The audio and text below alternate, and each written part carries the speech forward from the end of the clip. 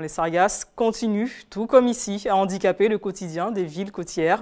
Évacuées dans l'urgence, ces algues font partie des grandes priorités de l'archipel.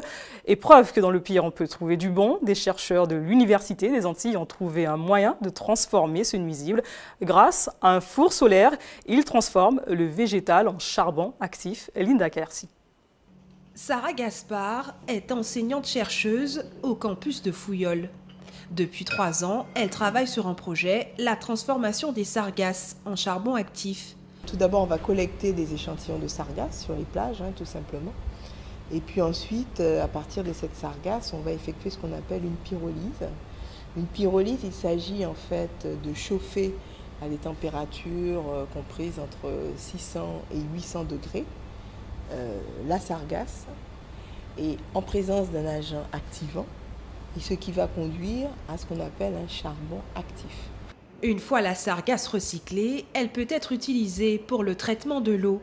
Exemple, des eaux contaminées par le chlordécone. Alors nous, au laboratoire, on s'intéresse à 2 applications pour le moment qui sont à la fois le stockage de l'énergie et aussi le piégeage de la chlordécone.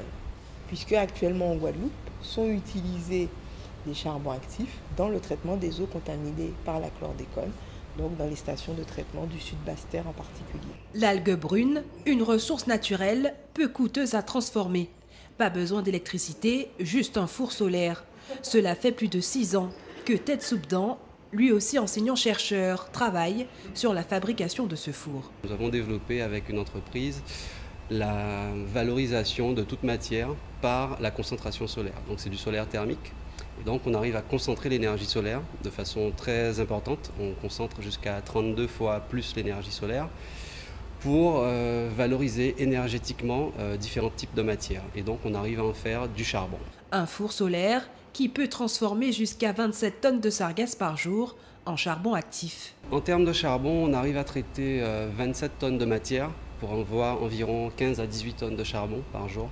Donc ça fonctionne avec tout type de matière. Donc avec la sargasse, nous avons fait des tests, ça fonctionne assez bien et donc on peut traiter jusqu'à effectivement 27 tonnes de charbon, de sargasse par jour pour faire du charbon qui peut être ensuite valorisé. La sargasse vient ainsi allonger la longue liste de ressources naturelles transformables en charbon actif, aux côtés des coquilles de noix de coco ou encore la goyave.